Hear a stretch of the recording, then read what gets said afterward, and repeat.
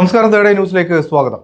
നമ്മുടെ സംസ്ഥാനത്ത് ഏറ്റവും നല്ല മനുഷ്യർ, ഏറ്റവും കൂടുതൽ നിസ്സഹായത അനുഭവിക്കുന്ന മനുഷ്യർ എവിടെയുള്ള അല്ലെങ്കിൽ ഏത് ജില്ലക്കാരാണെന്ന് ചോദിച്ചാൽ ഞാൻ കണ്ണടച്ച് പറയും അത് വയനാട് ജില്ലയിലുള്ള ആളുകൾ തന്നെയാണ് എന്ന്. ആ നാട്ടിൽ പോയി 1-2 വർഷം നമുക്ക് പുറത്തു നിന്നുള്ള ഒരാളെന്ന നിലയിൽ നമ്മൾ അവിടെ ജീവിച്ച് തുടരുകയാണെങ്കിൽ, ജീവിതം തുടരുകയാണെങ്കിൽ നമുക്ക് അവരെ കൃത്യമായി മനസ്സിലാക്കാൻ സാധിക്കും. ഭൂരിപക്ഷവും ആദിവാസി വിഭാഗത്തിൽപ്പെട്ട ആളുകളാണ്.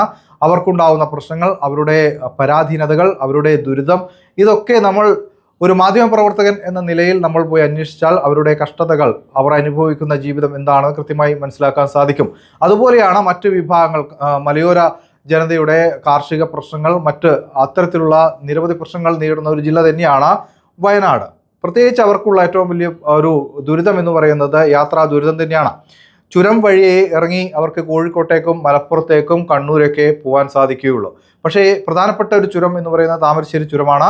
താമരശ്ശേരി ചുരത്തിൽ തന്നെ പലപ്പോഴും ഗതാഗത കുരുക്കും അതുമായി ബന്ധപ്പെട്ട പ്രശ്നങ്ങളൊക്കെ നമ്മൾ നേരിട്ട് കണ്ടതാണ്.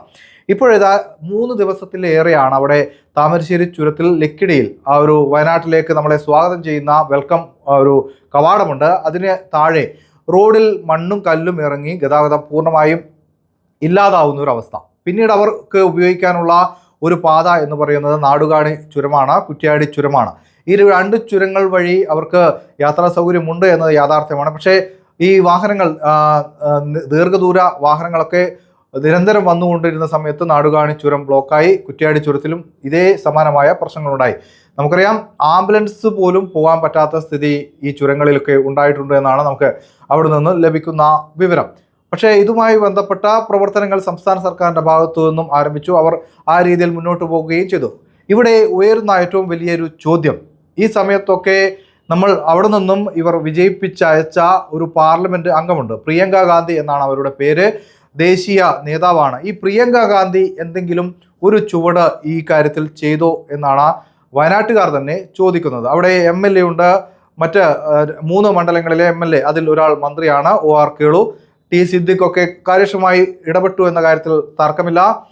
ബത്തേരിയിലെ MLA IC ബാലകൃഷ്ണൻ, ഇവരൊക്കെ തന്നെ അവിടെ സജീവമായി ഉണ്ട് എന്ന് നമുക്ക് സമ്മതിക്കാം. പക്ഷേ ഒരു MP വേണ്ട സ്ഥലത്ത് MP തന്നെ വേണം. അവിടെ അത് ഞാൻ പ്രിയങ്ക ഗാന്ധിയാണ്, രാഹുൽ ഗാന്ധിയാണ് എന്ന് പറഞ്ഞ് ഡൽഹിയിൽ നിന്നും 2 ഫോൺ കോൾ ചെയ്തുകൊണ്ട് കാര്യം സാധിക്കില്ല. ഇതിൽ വന്ന ഏറ്റവും വലിയ പ്രശ്നം എന്നത് കോഴിക്കോട് ജില്ലയിലാണ് താമരശ്ശേരി ചുരം.